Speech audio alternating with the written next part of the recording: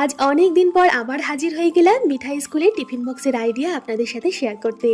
আজ পৌষ সংক্রান্তি বা মকর সংক্রান্তি। আমার সকল বন্ধুদের জানাই মকর সংক্রান্তির অনেক অনেক শুভেচ্ছা ও ভালোবাসা। হ্যাঁ হ্যাঁ, পিঠে পুলি তো খাবোই, পরের ভিডিওতে পিঠে পুলি নিয়ে আসছি, কিন্তু তার আগে এই ঠান্ডার মধ্যে একটু গরম গরম কেক খেয়ে নিই। আচ্ছা, এবার আপনারা বলুন কারা কারা আপনারা হাওড়ার যে বেকারি আছে সেই বেকারির বাপুচি কেকের স্বাদের সাথে পরিচিত।